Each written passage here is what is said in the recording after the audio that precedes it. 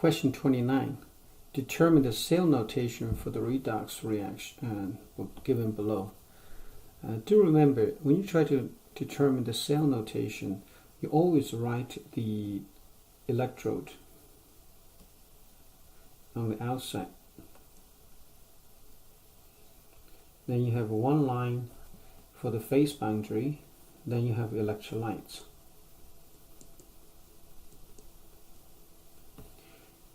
To separate the electrolytes, you have two lines. This is so-called a salt bridge. So basically the electrolytes will be in the middle and the electrodes will be outside.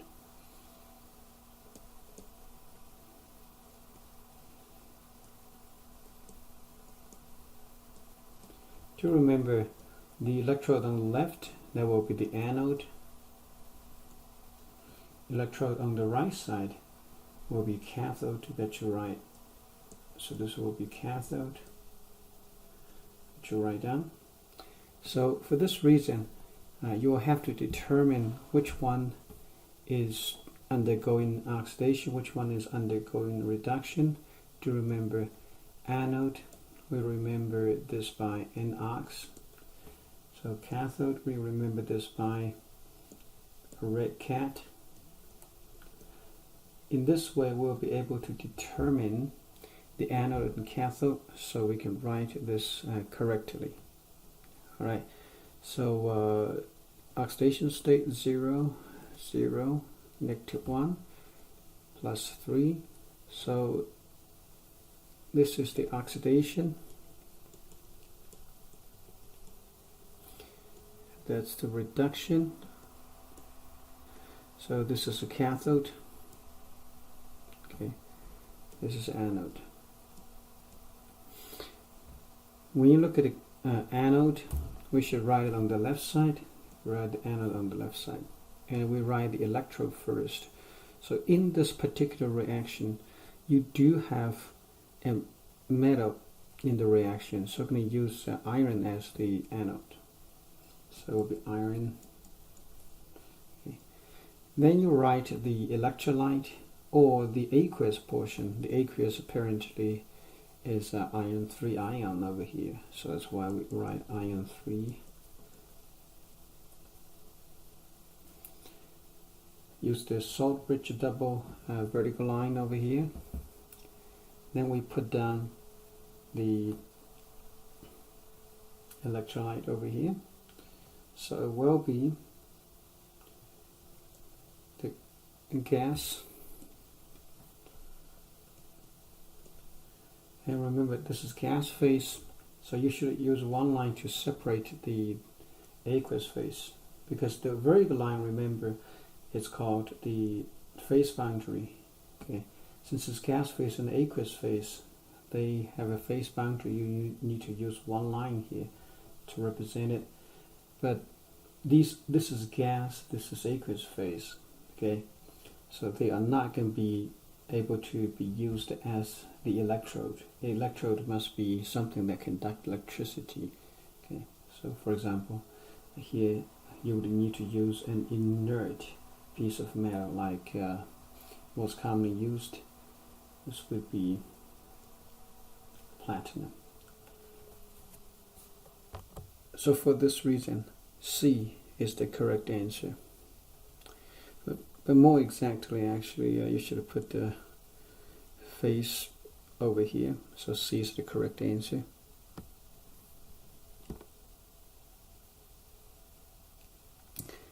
Question number 30. What statement is true about the standard electrode potentials?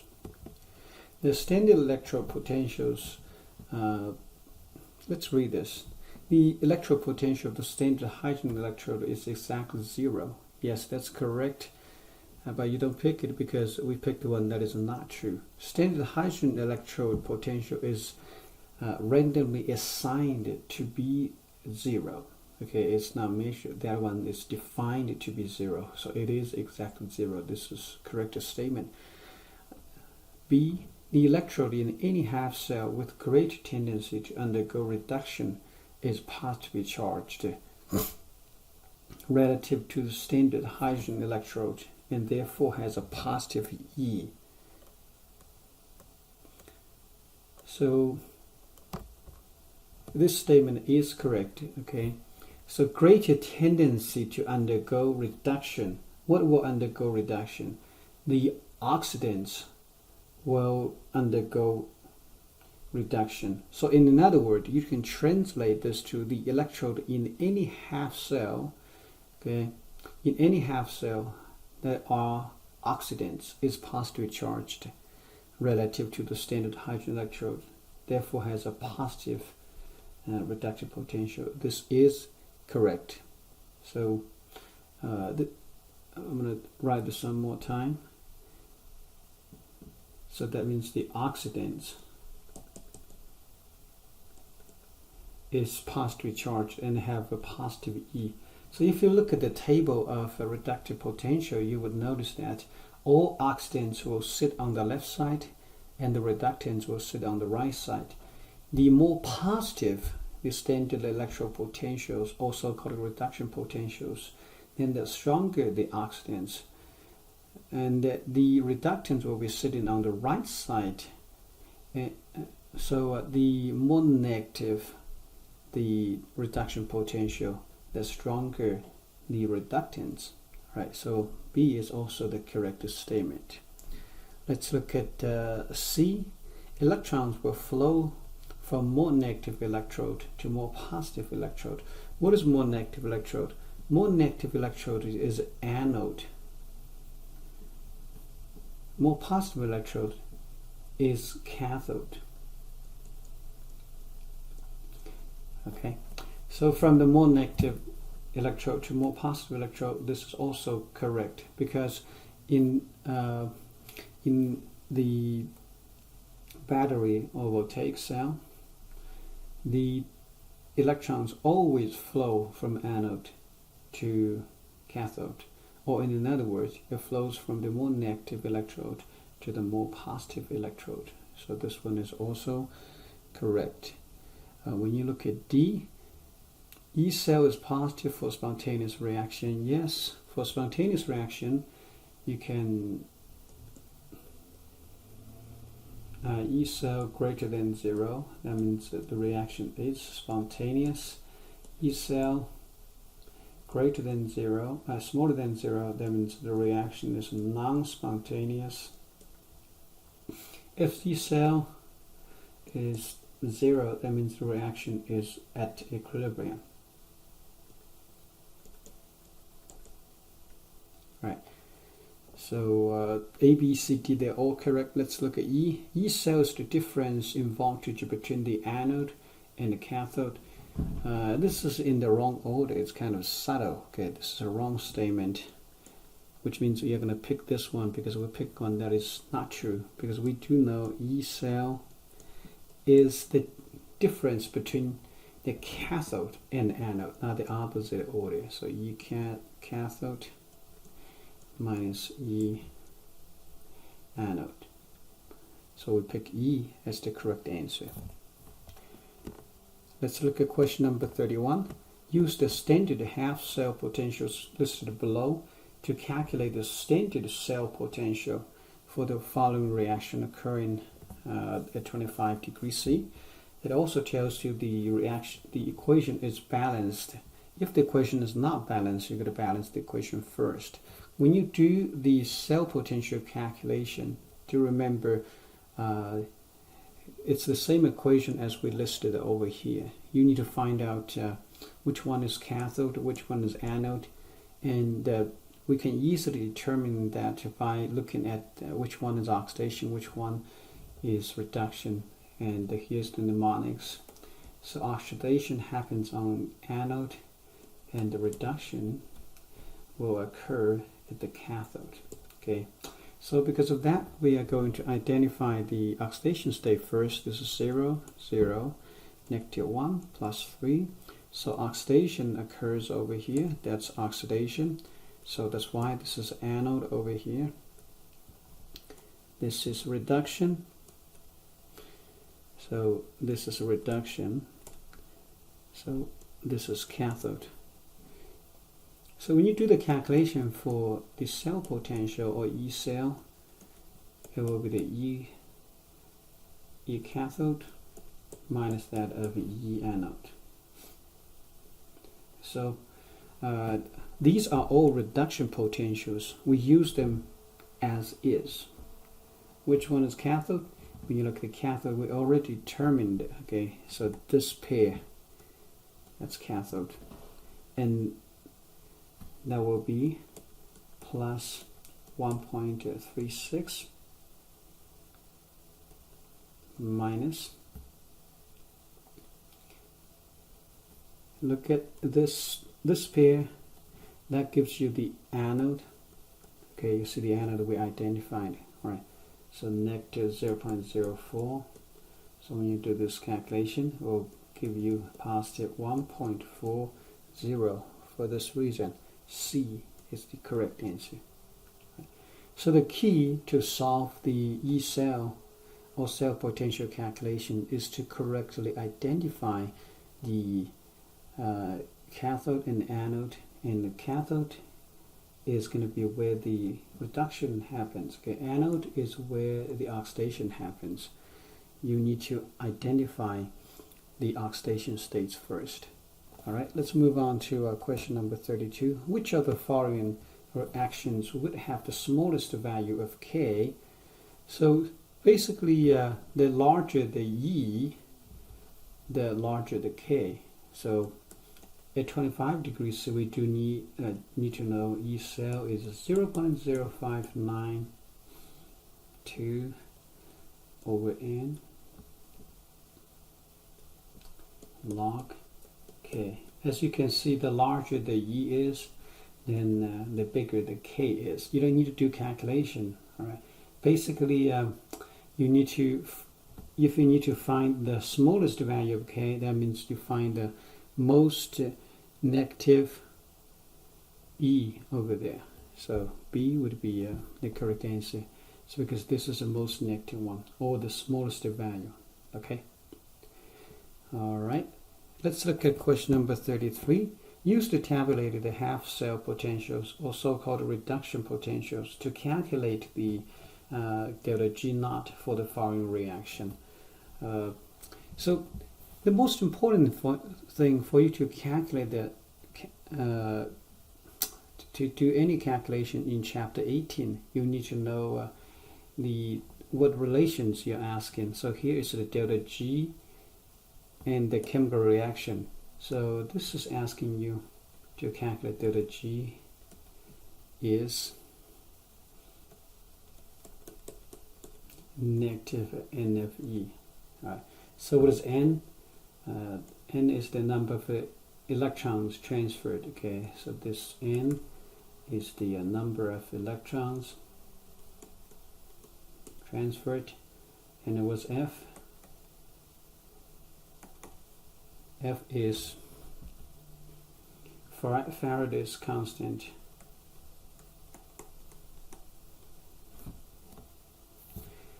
Now you're going to look at E is a cell potential.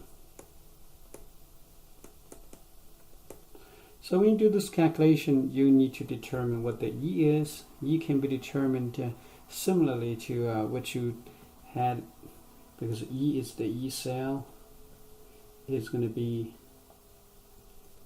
E cathode minus E anode.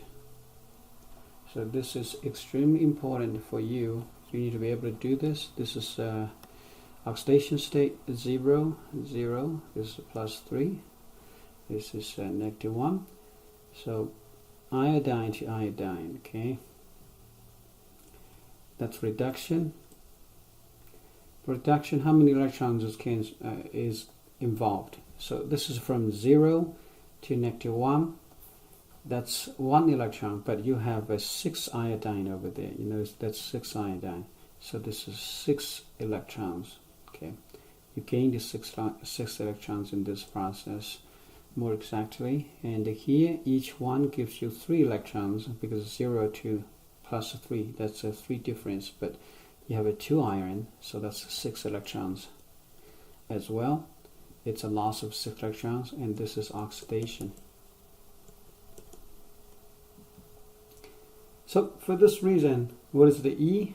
E is the anode, the cathode minus anode. So okay, oxidation is anode because NOx, and the reduction is the cathode because of red cat.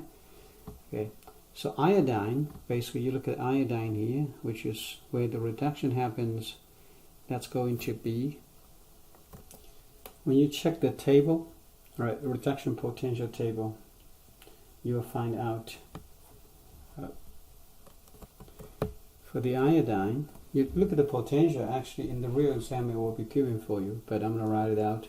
In the table you will be able to find out something like this.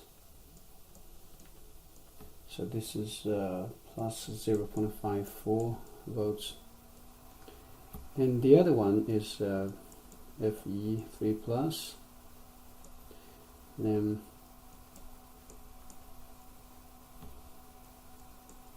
gives you Fe, and this is negative 0.04 volt.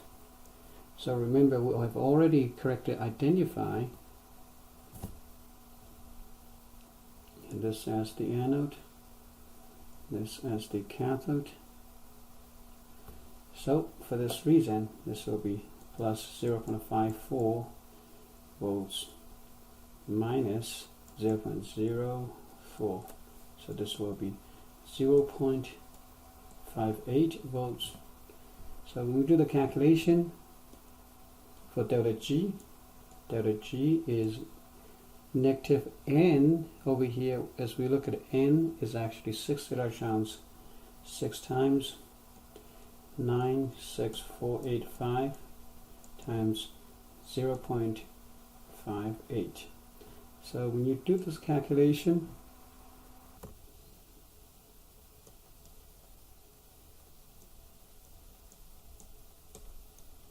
so here's the answer, but this is in joule.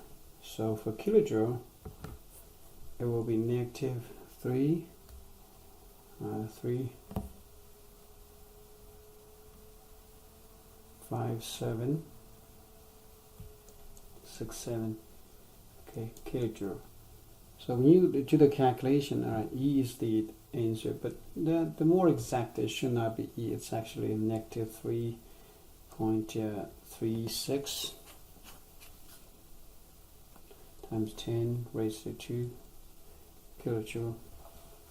So if you round it, it should be a negative 3.4. Okay, but C is the closest and not exactly the same. All right.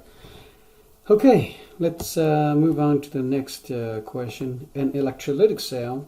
So do remember we have two different types of electrochemical cell over there. The first one, which is based on the spontaneous reaction, is the battery, also called a voltaic cell. The second type is the electrolytic cell, which requires continuous input of electrical energy to make a non-spontaneous reaction spontaneous.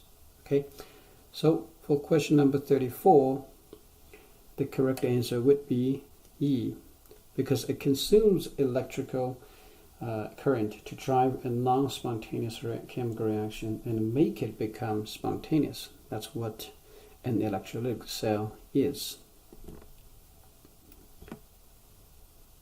Number 35.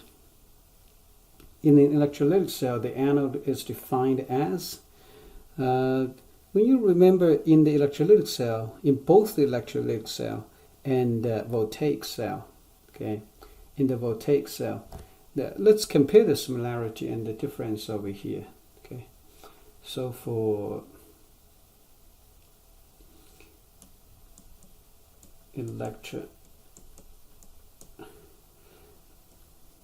cell and the voltaic cell. Remember, voltaic cell is the one we've been talking about almost all the time. Okay, what's the similarity? The similarity would be, again, voltaic cell is the one that we most commonly talk about because it's the spontaneous reaction we are talking about. So the reaction is spontaneous. The electrolytic cell is non-spontaneous.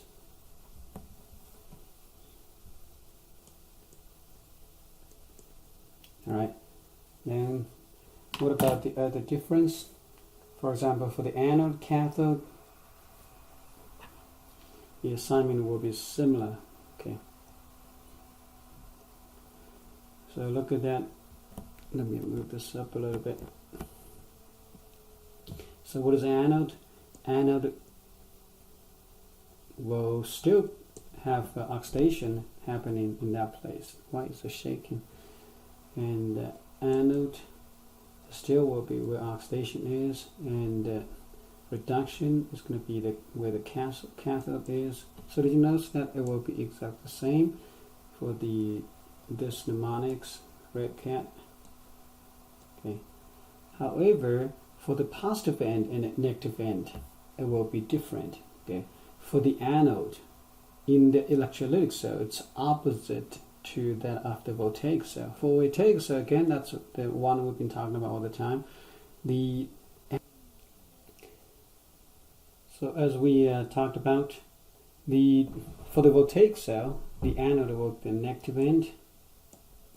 The cathode will be the positive end. But the opposite is true for electrolytic cell. The anode will be the positive end, and the cathode will be the negative end.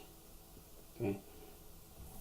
This is because in the electrolytic cell, a battery is used to supply the energy to make the non-spontaneous reaction spontaneous. So that's why the plus or minus sign is different. So in electrolytic cell, the correct answer will be C. All right, I just reviewed almost everything about the similarity between a voltaic cell and electrolytic cell. By the way, as we have been talking about, a voltaic cell is the same as you're talking about a battery, right? Okay. Question number 36. Based on the reduction potentials, we're asked to find out which one is the strongest reducing agent. Remember, when you look at the reduction potentials, all the oxidants will be sitting on the left side. All the reductants will be sitting on the right side. Why? Because everything is being reduced, right? Oxidants are reduced. That's why it's called a reduction potential. Okay, so the reductants will be sitting on the right side. So the stronger, the more positive the reductive potential, okay, the stronger the oxidants. Okay. The opposite is also true. The more negative the reduction potential,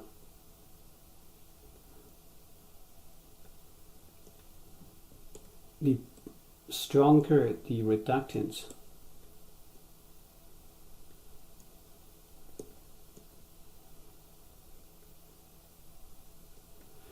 So when you look at this particular question, it's asking you for the strongest reducing agent or reductant.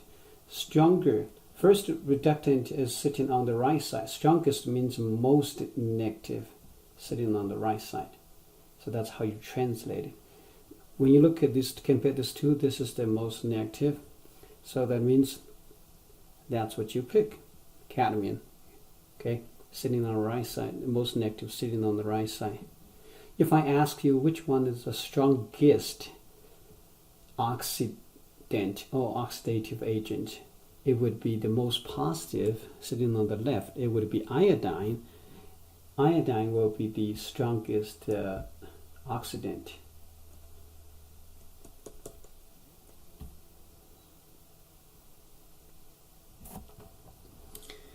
Let's move on to the next question.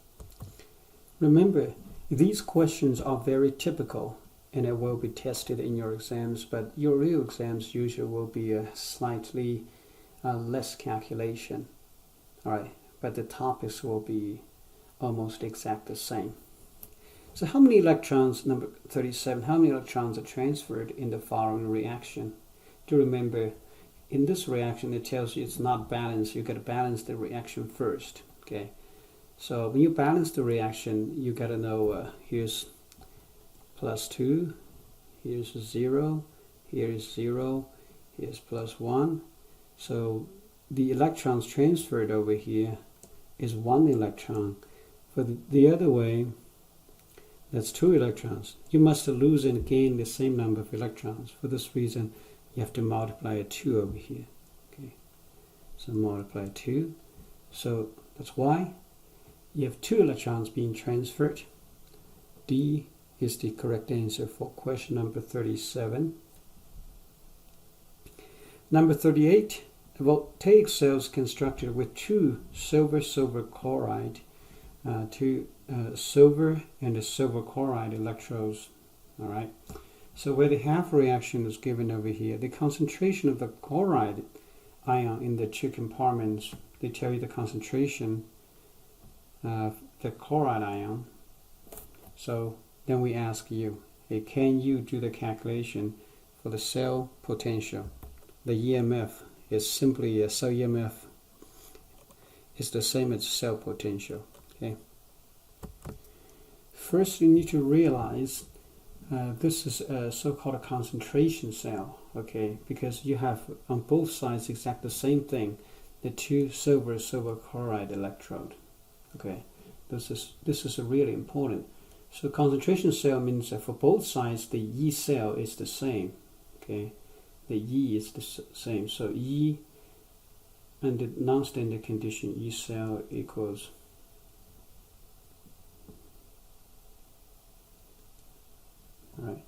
minus 0.0592 over N, okay, then the log of the Q.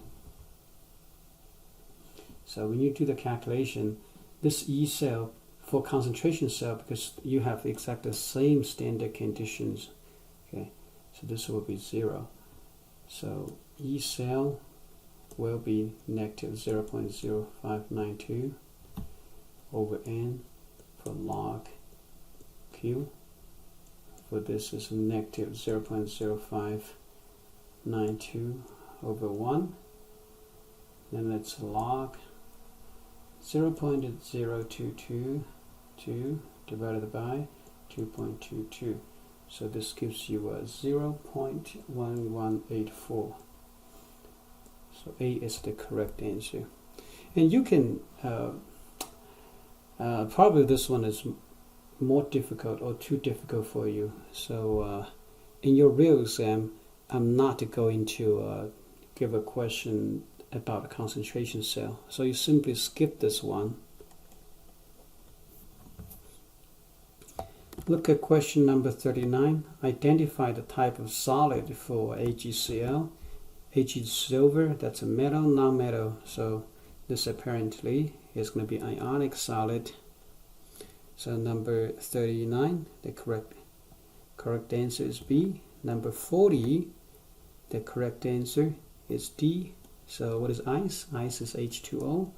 That's apparently a molecular solid. Number 41, which type of solid for gold? Gold is a metal, so it's a metallic. And also because when you look at the metals, they are existing as atoms. So you can simply call them metallic solid or metallic atomic solid. All right, but we have only one answer that makes sense, which is A, metallic atomic bond.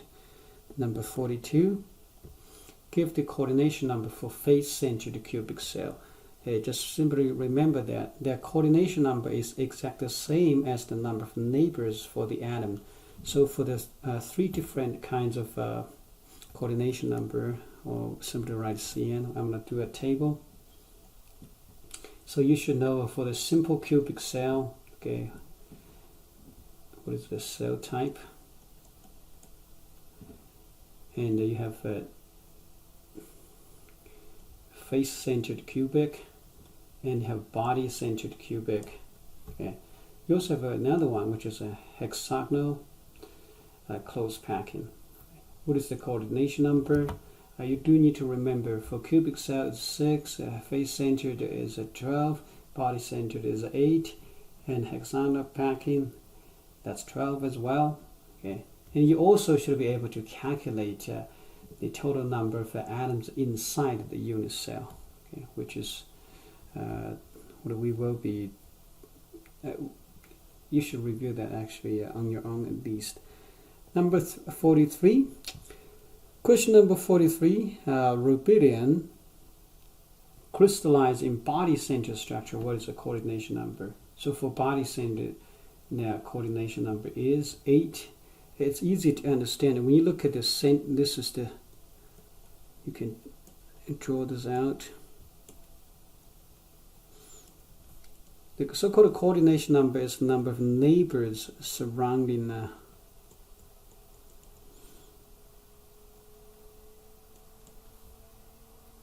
okay, so at the center you have another one. So the center one will be surrounded by 8 immediate neighbors. Okay, that's why coordination number is 8. Basically, a question number 43, 42 just tells you, hey, please review the coordination number for different types of unit cells. Number 44, NaCl crystallized in cubic unit cell with chloride ions on each corner and each face. So corner and face, so chloride will be face-centered, okay? And how many sodium ions and chloride ions are in each unit cell? In this unit cell, when you do the calculation face-centered, remember you have how many faces, how many so you draw this.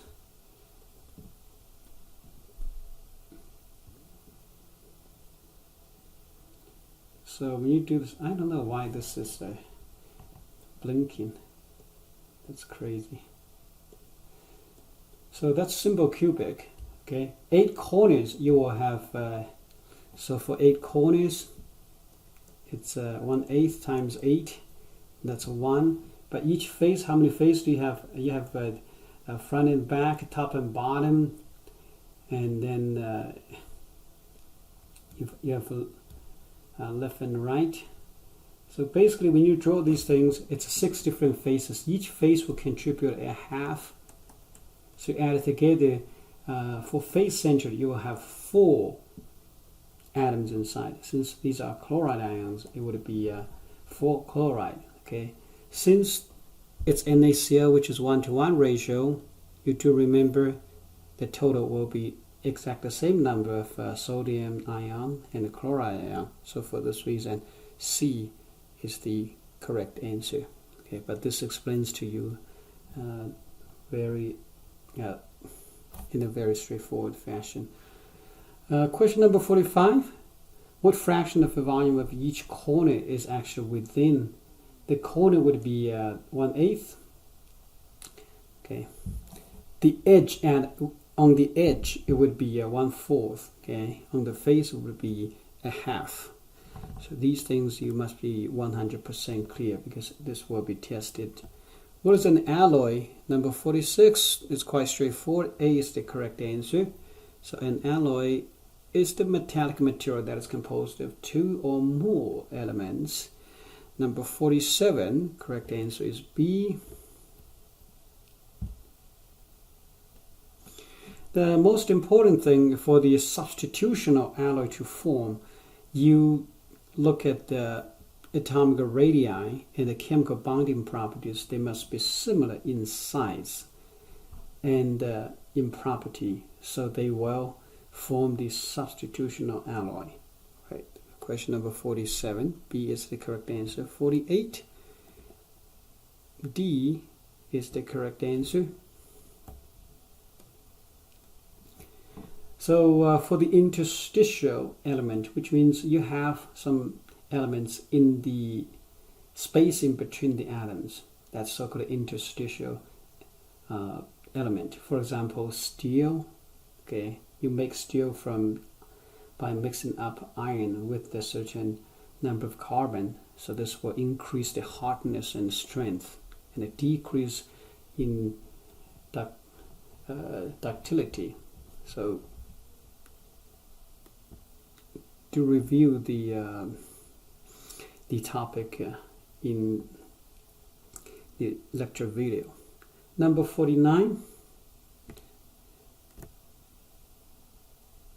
An electrode of carbon consists of flat sheets of carbon atoms covalently bonded together as interconnected hexagonal ring. So what is this thing? And it's graphite. Graphite, it's sheets of hexagonal stuff.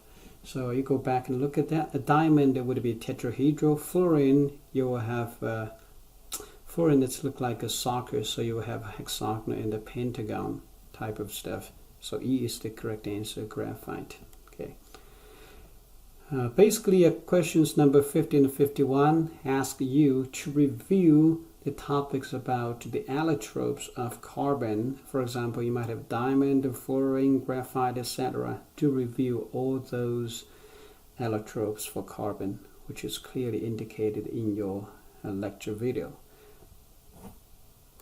Question number 51. An electrode of carbon exists of interconnected rings, assumes a cylindrical shape. This is apparent to a nanotube.